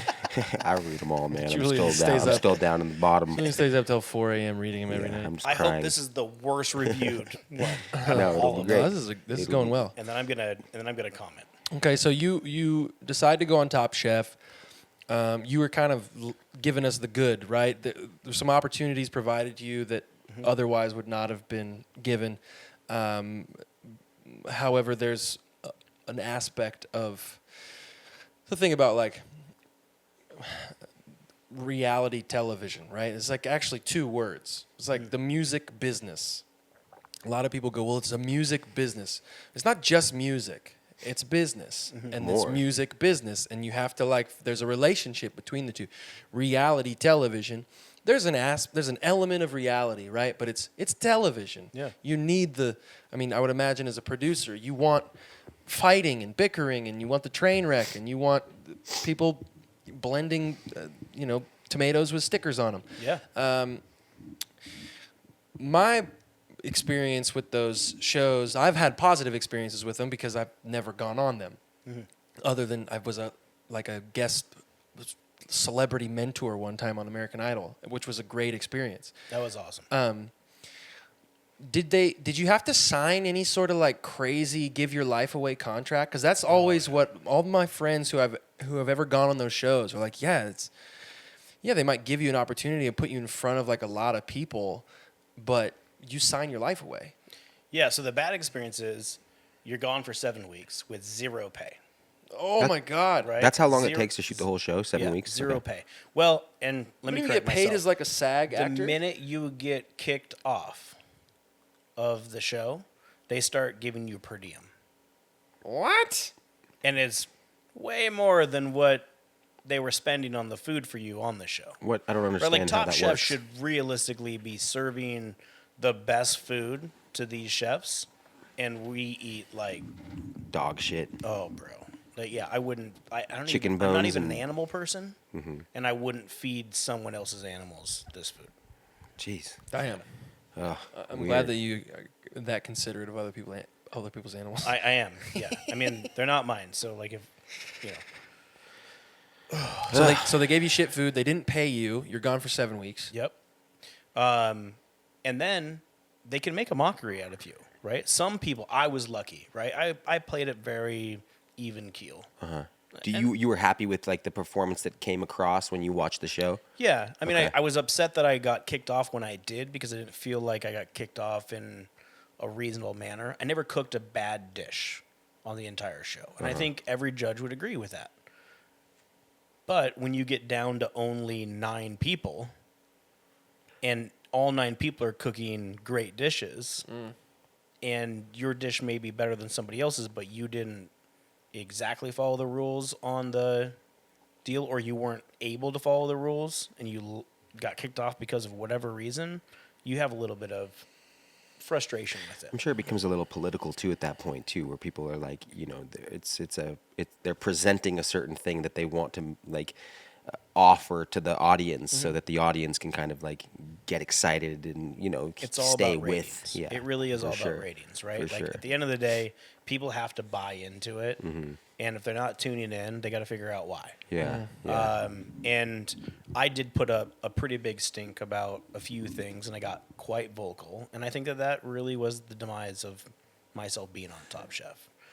Outside of that, outside of being away from my restaurant for 7 weeks, which I think may or may not have been the reason why I had to close one of my restaurants. Whoa. My experience on Top Chef was great. And my life after Top Chef, my first year after, I made a ton of money. Did you? More money than I ever made my entire career. And you were saying like you're like an influencer on Instagram. Is that because of that? I would say half and half. I had a quite a great following pre Top Chef, and then it just doubled when I got on Top Chef. And then I did it. I mean, this wasn't really planned, but it worked out that way. I moved back the December after Top Chef had finished, and so I was living in Spokane when episode 1 aired. Oh, wow. And Spokane's media was like, "Oh my God, we got a celebrity who's cool. moved back to Spokane, was in the military." I mean, there was just so many angles. So much hype around it. Yeah. And so, it made it really easy to come back and enjoy that. And I think it helped me get a restaurant open quickly. And I opened Zona Blanca on unemployment. Really? Yeah. But you closed one. Yeah. Well, I was on unemployment because the one that I closed, I got sued by a few people because I signed some personal guarantees I should have From never the signed. show? Not from the show. When I opened up the restaurant I ended up closing, I signed personal guarantees that I should have never signed as a 10% owner in a business. And so when those bills didn't get paid, when the business shut down, they came after me. And I didn't have the money to pay those $30,000, $40,000 bills, right? And so, For all of our friends, for all of our unemployment friends out there, Yeah. well, and it's just business 101, right? I didn't have my lawyer look at anything. I was like, oh, these guys are great. And they were good guys. It was just, at the end of the day, when you lose a business, you have to think about number one, right? And those guys thought about their livelihood. And so they took care of the things that they were legally responsible to take care of. And I was stuck with the things that I was legally responsible to take care of. I just should have never agreed to sign those things. Yeah. yeah, I think my angle was that you opened Zona Blanca on unemployment. I was like, hey, listen, Oh, yeah. if you dream it, you can do it. Yeah. This you can be as successful as you want to be. And anybody who says, oh, you had all these opportunities or, oh, you had all this, be like, hey, there's people running the Olympics with no legs. Yeah. That's true. How bad do you want Pistorius, it? and then they killed their wife. That's right. Right. So listen, you can run the Olympics with no legs and you can kill your wife. Yeah, and get away with it. Yeah. If you dream it, you can do it. Jesus. Yeah, We're gonna get sued. no, we're good. No, we're good. Nobody's We're good. listening. He's in jail. Oh, good. All right, great. So overall, that experience was good for you then. Yeah. Yeah. Right. And Somebody is fired. I don't think you can actually hear that on the actual podcast, but somebody's phone is ringing and it's really bumming me out right yeah, I don't know who that is. It's yours. I know. yours. Just hit don't I answer. don't see it. I feel like there should be a pick it. It's okay. in I there. don't think it comes on in the mix. You Really? can't actually hear it. No, Oh, because great. this happened twice on one episode once. I could have swore I turned that off. I don't know how that was coming through. That was awesome. But you had a good experience with it, and then you kind of came out. You closed one restaurant, but you opened up another one from it, and that restaurant is What would they call that? When pivot? one door closes. Well, you goddamn go find another one, and you One kick door- that another door motherfucker opens. down. Yeah, You seem like the type of guy that does that in your life. You seem like Yeah. a kind of guy that doesn't like let adversity really scare you. You don't seem like the type of guy that's like I'm gonna fall and go down and dwell in my pain. You seem like a guy that picks yourself up and keeps going no matter what. And I wonder I'm if that a comes shower away from finding a new opportunity. every day. Yeah. You do a hot shower or a cold shower? I do a in between. I can't do hot or cold. You do a lukewarm? I do a Luke. Lukey showers, the dude. Luke. Lukey showers. Look at warm hand Luke over here. Yeah, no, I mean, my hands are like asbestos hands. I can put my hands in hot water or cold water, but my body is just like, I can't do hot and I Really? can't do cold. Like, It's just I'm sent where right I in between. belong. That's Just cruising through.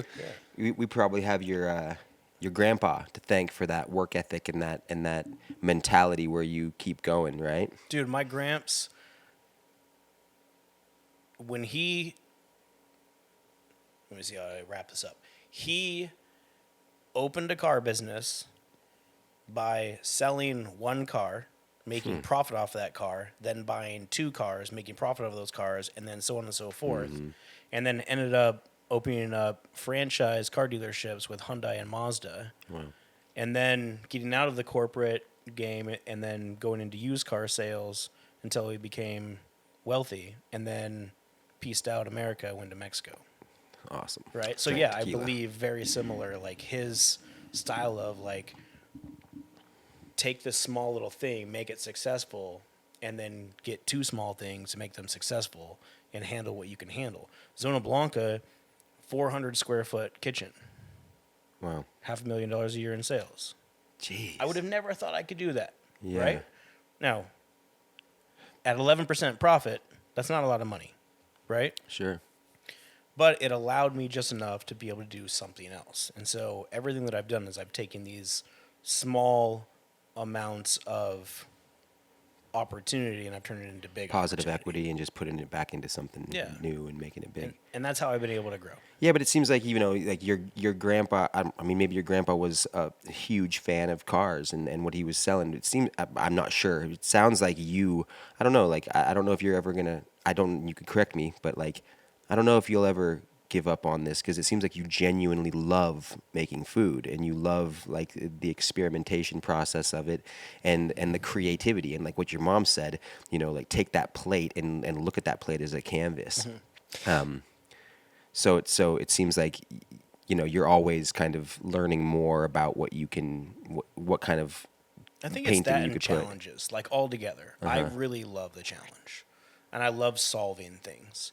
And so I don't think food's going to be my end-all, be-all. I mean, I'm looking at graphic design, I'm looking at production, I'm looking at different ways that I can diversify. You're gonna come up here. We're gonna put a taste case up here. We're gonna start a cooking show with you. Chad's Cooking Corner. Hell yes. Ooh, that's pretty good. Do you enjoy the process of cooking food or more? I don't know if you necessarily need to rate them, but if I've ever made a good dish, my favorite part of making a good dish is people's reaction to the 100%. dish. Is that the best part? 100%. Yeah, okay. So if it's I not give the you something process. and I see your face light up and you're like, whoa. Like when you brought in those ribs for us today Yeah, and we all exactly. jizzed in our pants. Right? But you know what's crazy, right? I've had those ribs 1,000 times. So the response that you guys gave me was far beyond what I expected the response to be. Or maybe I just didn't think about that there would even be a response. But where I find my biggest passion is cooking something I've never cooked before. Right? My favorite recipe is the one I've not developed. Wow. Love that. Is there any weird creations? You said you cooking Sea urchin ice cream. No. You're cooking a dinner tonight for a birthday party, and you threw together a combination of essentially like things that you had left over, but you're like, damn, these things all work really well together. Yeah. You know, there's like some industry standards in the cooking world, like, you know, chocolate lava cake and things that have happened in the last like 20 years. Mm-hmm. Do you have anything like that you're sort of in the lab where you're like, bro, I took a turkey and I shoved it into a bison's eardrum and then I cooked it overnight in a vat of Cheerio dust? Is there anything like that right now that you're like kind of developing that you can give us a little wink at, or you got to keep That's those all wild. up under wraps? No, I don't hide anything. I'm not a don't got any turn my back on anybody and look over my shoulder and say, don't watch what I'm doing. Everything. You don't have any Slugworths on your team? Everything's up for grabs. And the truth is, right? Like Escoffier wrote the book on cooking. I've learned everything I know from him and 100 other chefs. Everything that I have today, some portion of it was taught, right? So authenticity, in a lot of ways, like they say, is dead, right? I'm just taking what I learned from somebody and I'm applying my own flavor to it, which gets me excited.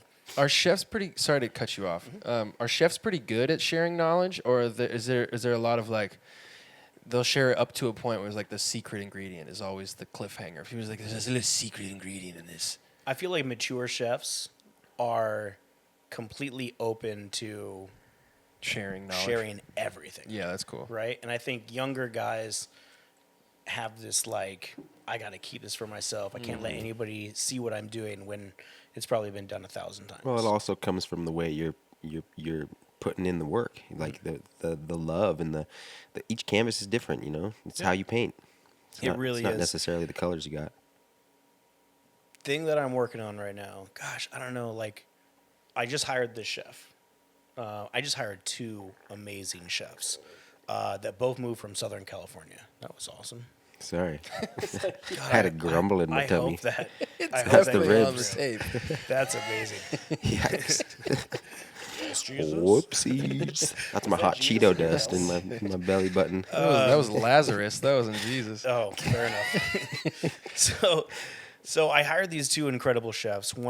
His name is Hannes Coven, and he has been a mentor of mine in a lot of different areas, not just the culinary world, but business and whatnot. And then I hired the chef for the new Zona Blanca, and her name is Gina Pekka. And she's 24, and he's 52. I met Hannes. He came up. He You did, cruised yeah. up here. Yeah. They are literally the same age, somehow. I don't know how that works. I mean, she's mature for her age, and he's young at heart. Yes. Gotcha. Absolutely. So it's really cool to work with them because their style of cooking is different than mine, and they're challenging me every single day.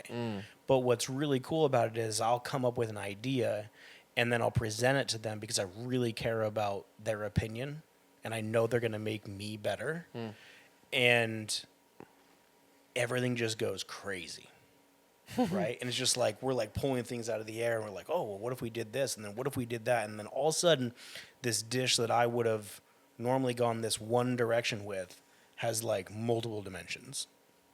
But you have somebody like Hannes who is wise, right? He's energetic. When I say like young at heart, like he'll work 18 hours in a day and not quit for anything and love every bit of it. You want to talk about processes, loving processes? He loves the process of cooking. Oh, that's so cool. And she is young, but she is so mature. Most people her age, all they care about is money and getting notoriety. And she's like, I don't care about that. Like, I don't need a paycheck. I'm here to learn. Awesome. So Which cool. is super, which makes me want to pay her more. Totally. You know Well, what that's I the mean? thing. Totally. Because she'll respect it. She'll appreciate it. Yes. And so we created this dish the other day. I was cooking for this Mexican family, and all their family is from Sinaloa, Mexico. And the brother of the person that hired me spends a lot of time at Zona Blanca. And he's just like, man, this is like, I can't get mariscos or ceviche anywhere like this. And this reminds me of my home, and I love it. And he's a good, he's He's done well for himself, so he spends a ton of money. Like every time he comes in the restaurant, he spends like $200, and $200 on ceviche in Spokane is a lot of ceviche. I was gonna Yeah. say you got a Right? half gallon of ceviche. Good on There him. might be some tequila in there too. We're not fans of that around here. Nah. So we made this dish, and we were thinking about like what dessert could we make for these people that they have had that reminds them of their upbringing, but is different.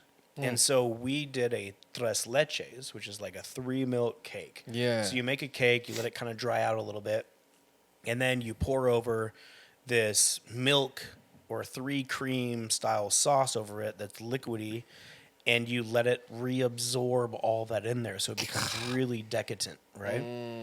Well, we served that with this like chili, lime, pistachio, sugar, tostada crumble, Wow. and then like chili, achiote, and What's achiote? achiote is a natto seed.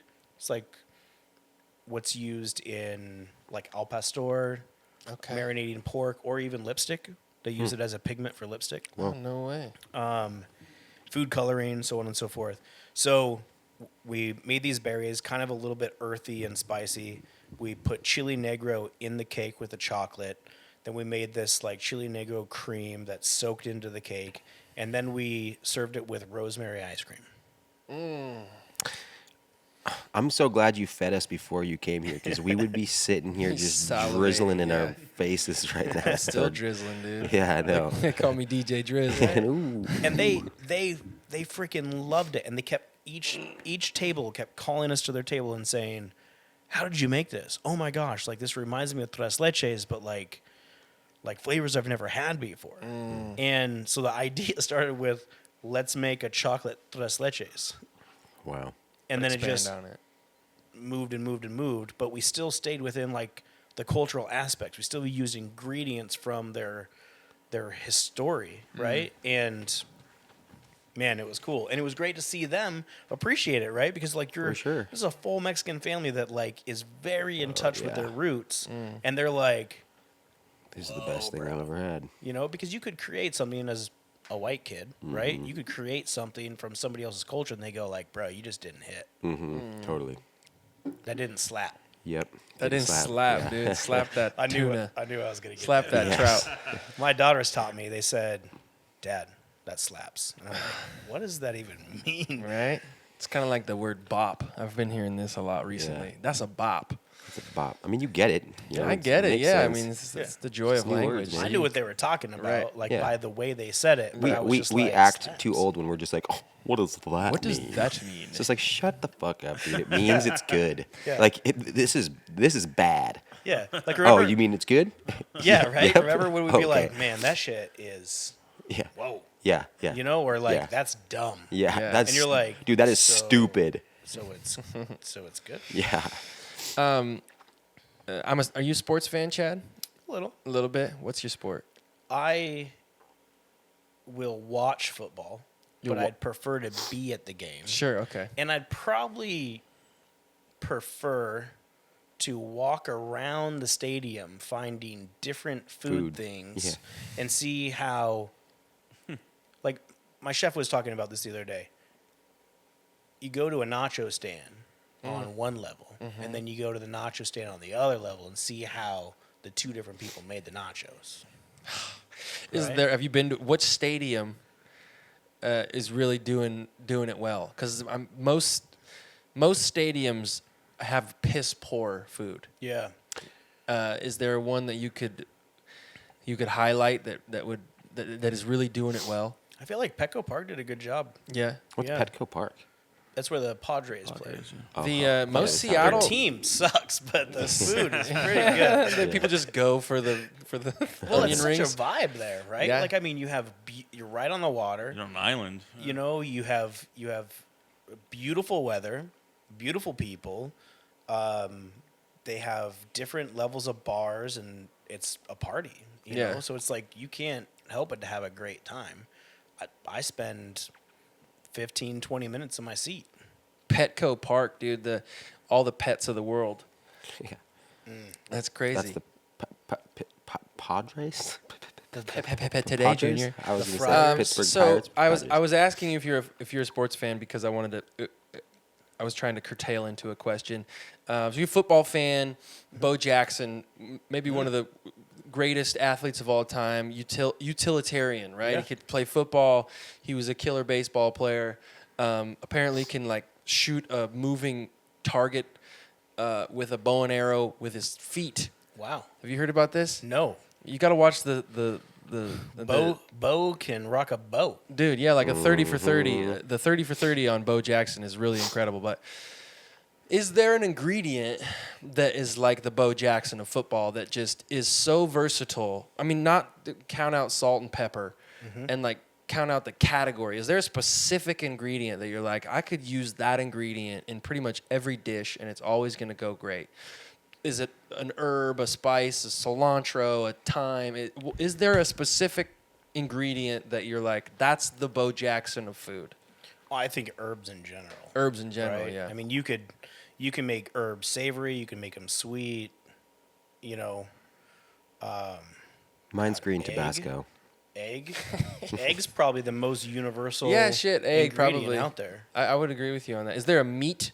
I have this question a lot when we're traveling on my bus. It was like, what, if you could only eat one meat, what would the meat be, right? And I'll typically land on a red meat kind of thing. I really love beef, but I do think that it's pork. I think that pork is the greatest meats of the meats. I think that it's pork. Yeah, I think pork is probably the most versatile. But I like chicken. Come on, son. I like chicken too, but I never get, unless it's fried chicken. I like That's chicken. all I eat, dude. But All you eat is a wrap, bruh. Grilled chicken Caesar wraps, if dude. somebody laid every piece of meat out in front of me and said, "Which one do you want to cook?" It's always lamb. Oh yeah. Oh damn! I'd never go for lamb. Yeah, I don't know why. There's just something about it. I had the chef in Baja. His name is Miguel Angel Guerrero, Great Okay. name. and he is a handsome devil, He sounds like it. right? Like Which one does he look like, me or him? Come on. sorry, Come Which on, one? come on, dude. neither. Come on. Not Come even on. close. I'm Ecuadorian, dude. Is it because all my right? face Closer is to me. lopsided? He is tan. This is He bullshit. looks like he suck, dude. belongs on like a telenovela. He's like Javier Bardem. You ever watch like In Spanish Vicky soap Cristina operas? Oh yeah, Barcelona. dude. Yeah. Those the He is most like beautiful the people. hottest God. Mexican Telemundo. like novella actor in the world. Okay, so tell us a little bit more about this I want guy. to touch on him. So this guy, he took me on a crazy journey from Tijuana all the way down to Cabo San Lucas via truck and like enduro motorcycles. There was a group of 15 Mexican guys, and I was the only American. And they all spoke Spanish, very little English. I mean, they could, but they weren't for whatever reason. I think it was to teach me some things. And I learned a lot on this Yeah, trip. good on him. But this guy cooks lamb like I have never had in my entire life. Wow. And I've had him cook lamb. I've spent a lot of time with this guy over a couple years. And I've never had lamb taste the way that he has made lamb, from rotisserie, a whole lamb, to a leg of lamb, to lamb chops, to whatever, braised. And am like hooked on phonics. It's settled. That's what we're doing the first day when you come in for the Done. Chad You think you could- Chad you think cooking you could- connection. Yeah, you think you could rock some lamb out of the taste case? Yes. Oh, my God, dude, yeah. I'm real No, I mean, stoked. it's literally my favorite protein to cook with, because I think maybe it's the challenge. I think many people don't like it. And everyone that I feel like I've cooked lamb for that didn't like it loved it after I cooked it. So now it's like I want to shove lamb in everyone's face. Yeah, because I stay away from lamb. For me, I'm not like, if there's lamb on a menu, I'm not gonna go, oh, let me We're spend gonna- $40 we're gonna- bucks I on will. lamb. I like gonna it. lamb down. I'm in it. It's also like very phonetically close to lame. Is that what you're doing? Yeah, there's a B at the end, so it's just like No, that's interesting. I would be thrilled to. I would eat your lamb. Done. yeah, I I'm would gonna too. make you lamb. It's scheduled. Put it in the calendar, Steve. I would trust anything you made at this point. Honestly, Thank you. even the gummy worm and nacho cheese quesadilla that you're talking about. Yeah, it's weird. If you can get away from like what you're eating and just think about how it's like exciting in your mouth, Yeah. it's gonna be great. And the truth is, people either want to kiss me for it or stab me. Right. Like there's no in between. There's no like, oh, I kind of liked it. It's those Dory Locos made me very excited or very, very angry. Yeah. Wow. Hey, you are a somewhat of a philanthropist yourself, and you're involved in a lot of charities, and you do a lot of stuff for the community around here and outside of it. Can you talk about that a little bit? Because it's really awesome. I think like taking what you do, and obviously everybody here knows now that you're an incredible chef and an artist in the kitchen, but you go outside of that as well, and you kind of pay it forward in a lot of cool ways. So what are you kind of involved in right now that you're working with? Well, yeah, I mean, I'll touch on that a little bit. So I think that the reason why I care so much about doing things for other people really kind of started with my grandmother. My grandmother spent almost like 3 days a week working at City Gate as a volunteer. When Was I she a the kid. same grandmother that was married to your grandfather? Correct. Okay, they were the Yeah. fucking power couple. Yeah, absolutely. Wow. And, she volunteered all of her time at the church, and she decorated the church and all these things. Like, she was just so involved in helping other people. And as I grew up, I needed help from people. And I can't forget about that ever. So I don't know. It's just like, I see the need, and if I have the opportunity to give, I will. And in my earlier career, it was just giving my time, right? Like, oh yeah, I'll come and cook at this event. You just take care of what it costs to do it, and I'll do it for free. I'll just donate my time to it, or I'll go and serve at a soup kitchen. And then I met a guy named Yule Sterner, and he and I and a couple other people created this thing called Hunger at Home. And it was really about providing meals to the food insecure, right? And there's this like thing that people struggle with feeding homeless people, and that is, do they really deserve it? Are they choosing to be homeless, or whatever it may be, right? Sure. But kids don't choose to be homeless. Right. And when you see kids climbing out of a tent near the freeway and then walking a half mile to jump on a bus to go to a school after climbing out of a tent, like it breaks your heart. Right. And so I started to really fall into like, this is my industry. I know how much food I throw away on a daily basis. How can I turn this around? How can I provide some sort of help, right? Is it just providing food? Is it helping raise money? Is whatever it may be. And so we co-founded a charity called Hunger at Home, and we raised $400,000 in our first year. Wow, man. Distributed 140,000 of it, which was our net profit. And then the next year we did 600, and then that kind of like dissipated because all of us lost our jobs with Hilton Hotels. And then, which was the company that helped us put this thing on. And then he's continued to carry it on in the Bay Area. But from that point on, I just felt like this higher need to be involved as much as I can and using the skills and the gifts that I had to help. And so children have always been important to me, or people that can't help themselves.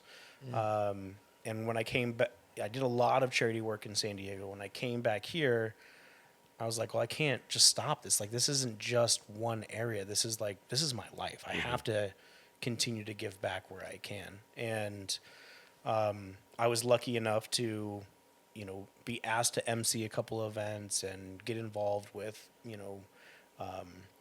Big Table, which helps out supporting our industry first, right? Our hospitality industry. And I talked on this a little bit earlier about how our industry is plagued with a lot of drug and alcohol abuse.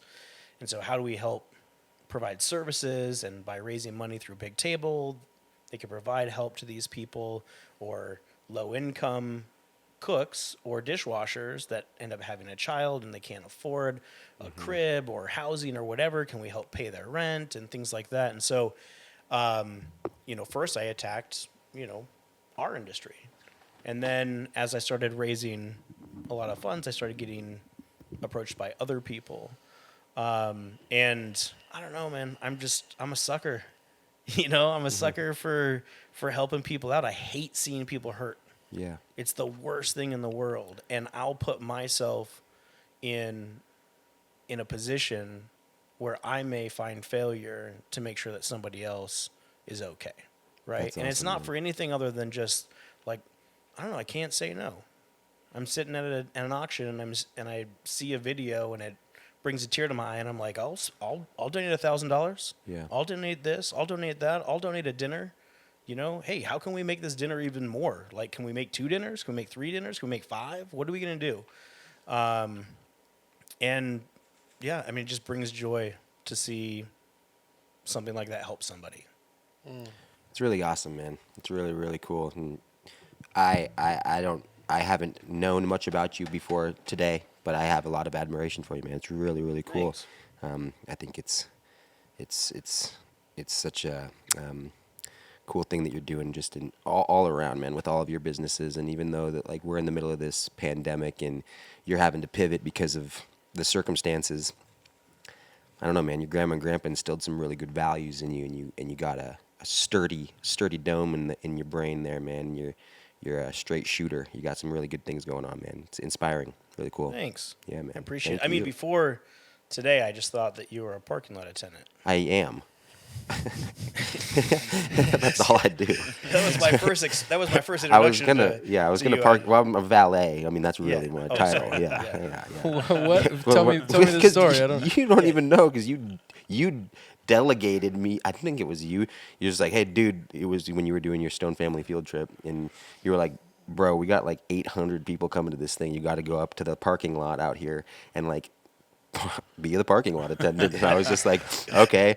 So I went up there and I was just like chilling, like hanging out. And I didn't realize I was going to be there for 7 hours. Just like, all right, come on here, park here. So everybody that like met me on that trip was just like, the parking lot attendant, right? Yeah. How many buddies did you make? I was It was making buddies all insane. over the place, man. I met it was everybody. hilarious because I had no idea who you were at all. Yeah. And you went off. I can't remember what it was. It was raining. Yeah, I was having a blast. The things that came out of your mouth had me crying, right? And then later I found out that you guys were like homies for like a long time. Right? Like, best pals. The only Yeah. the only person at Stone Family Field Trip who I could rely on to go tend Sit to the up there. parking lot. oh man. And so I was just like, man, that guy out there, he's heated, man. I hope he doesn't walk off the job. And then I came in, I'm like, and then I meet your family, Oh yeah, right? yeah. And they they're were just there. like, oh, blah, blah, blah. And I'm like, dude, this is so cool. yeah, This is the yeah. best. That's what Stone Family We Field had Trip will do. so much fun that So night. much fun. Oh, Man. dude, we were bummed that we couldn't do the field trip this year, mainly because you had signed on to cook, Yeah. and that's that what I would've was been so good. most peeved about this year, having to unfortunately cancel Stone Family Field Trip. But next year we're gonna be It's gonna be begging bananas. at the foot of your doorstep for you to Consider come back. this my approval. It's Yes. on tape, We're dude. doing it. It's Chad on White, tape. Alan Stone. That's what's gonna happen. Going That's it. down. That's it. 2021. Chef Chad White, thank you so much for being on the show, my dude. You are a walking legend. Where can people find you? What's the best way to support you and your happenings? I would just say, come to the restaurants. Yeah. You know, Let's go there tonight. It's not just supporting me. If you come to our restaurant, you support my entire team. I try to retain as many people as I possibly can through this whole pandemic, and it's been very difficult. Yeah. We have a solid team. These guys, they really do bleed for me, and they're happily doing it. And so when you come and you spend your dollars at my restaurant, you're really providing longevity for them to have their positions. Zona Blanca is still closed. We've been closed since March. We're hoping to be open in November. High Tide 2 is open and running, 835 North Post Street. That was that thing you had earlier. Yeah. But it was way up here. I almost cried on our earlier podcast. Yeah. What's going on, dude? Is this the ribs? I had so much caffeine that I know, so have I. got emotional. And then if you like barbecue, man. Who doesn't? Man, I cannot give enough praise to my two pitmasters, Scott Randall and Colin Barker. Colin Barker left ministry to be a pit master. Wow, dude. And There's a book in that. That's just different ministry. yeah. Yeah, totally. Oh, for sure. No, he is the Reverend of Q. And then Scott, he left Child Protective Services. Wow. To be in barbecue, and they're both very involved in the community, and they are so passionate about what they do. These guys wake up in the morning, they text me, they tell me what their thoughts are for the day, how they can improve by 1% every single day, and they have made me the luckiest guy in the world. And so, and that's everyone that works there, from my business partner to my GM, everyone that works for me and my team. Like, I even say, like, work for me. Everyone I get to work with on my team. You know what I mean? Like, I am so incredibly blessed, and all I want is for them to continue to have a blessed life as well. And so if you come and you spend your money in our restaurants, that's what you're doing. That's so cool, man. Well, we're gonna tonight. go and get some High Tide tonight. What time does High Tide close? 6 p.m. 6 p.m. All right, we got to get there earlier, Jules. God, dude, I'll buy. Oh, although I'm only on a parking attendant salary, so I'm fucked. I don't know how I'm going to do this. Which is pretty good in comparison to everybody else who works up here. We do sell hot dogs True. now. Oh, So okay, those cool. are- I can those are afford more those. affordable. Yeah. Easy. Sweet.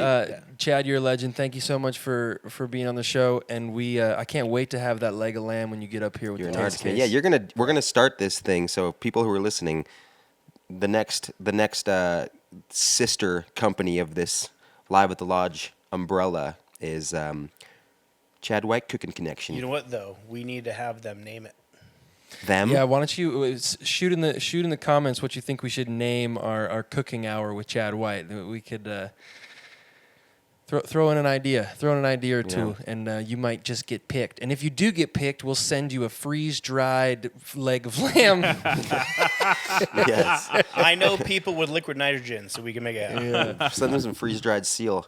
Speaking of seal, baby, I could make a little kiss from a rose on the grave. Who am I to you, the stranger with fears? Yeah.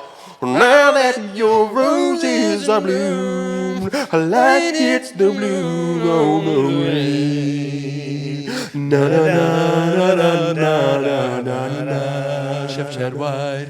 Na na na na na na na. Hell yeah. Cha-ching. Cha-ching. Oh, boo-boo, did you just make it to the end of the video? Yes, you did. Do you want to see more videos just like this one?